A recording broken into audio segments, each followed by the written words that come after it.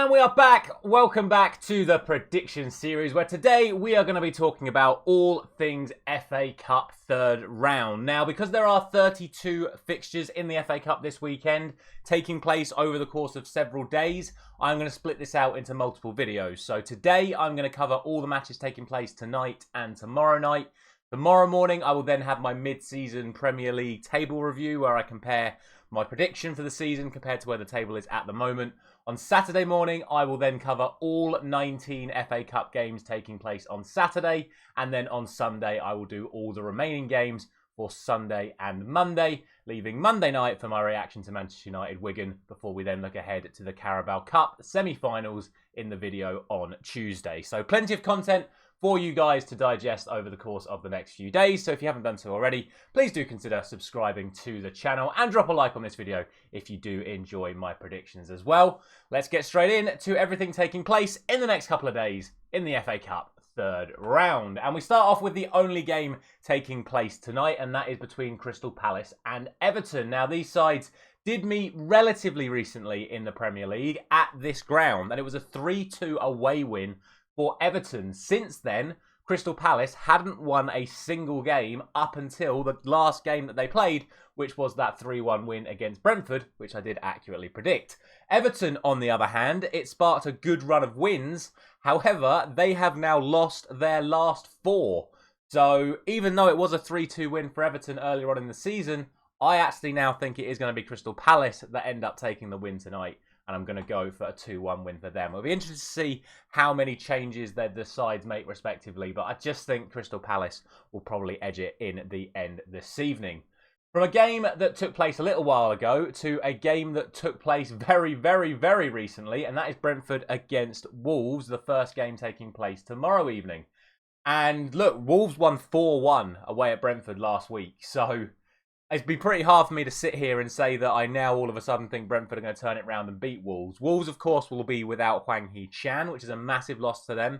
However, it looks like Pedro Neto could now be available. He did come off the bench the other day, but there are some reports suggesting he's not going to play in the FA Cup game this week. Brentford, of course, have now lost all of their players making way to Africa, and question marks about whether or not Ivan Toney will go straight into the lineup now that his ban is lifted. I think he could play this weekend, but I'm not sure how the ruling worked in regards to that and how fit he is, if he is able to or not. But like I say, the likes of Wissa and Burmo, Onyeka and a couple of others for them will be missing for Brentford as well. So I still think Wolves are going to get the win. I'm going to go for 2-1. I don't think it's going to be as extravagant as the 4-1 win that we got last week, but I still think Wolves will end up coming out on top. And that is what I'm going to go for that one. The second game that kicks off, I think it's 15 minutes or half an hour after the Brentford-Wolves game kicks off. You then have Fulham taking on Rotherham.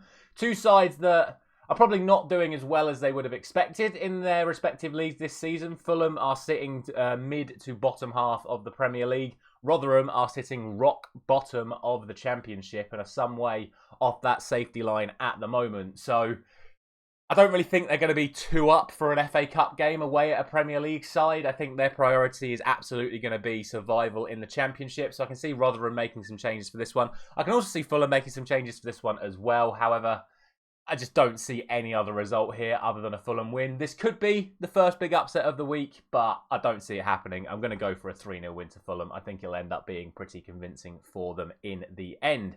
And then finally, the latest game taking place on Friday, I think it's an 8 o'clock kickoff between Tottenham and Burnley. A lot of talk again about players missing for Tottenham. Heung-min Son off to the Asia Games, and then the likes of Bissouma, Pape Sarr, and a couple of others I think are going to be missing for the African Cup of Nations for Tottenham as well. However, again at home to Burnley. Burnley still not playing great football at the moment. They're starting to put together some better performances and some decent results are coming. I think away at Spurs, I can't see Ange Postecoglou making any non-enforced changes. I think he'll still play his strongest side possible. He'll want to do well in the FA Cup. And I think even if Vincent Kompany plays his strongest side, I think it's not going to be enough to get a win away at Spurs. I am going to go for but a 3-1 win to Tottenham to round off all the fixtures taking place on Friday evening. And like I say, that will be it for today's video. We have got a whole host, like I say, of FA Cup fixtures coming up for you. So make sure you have your alert set. Ring that notification bell so you can see when Saturday morning's video goes live, when we'll cover all of the 19 games taking place this Saturday. But let me know what you think is going to happen in these first 4 fixtures down in the comment section. And what do you think the biggest upset of the weekend is going to be? Thank you very much for watching. As always, I'll be back tomorrow morning with that mid-season Premier League table review. I'll see you then.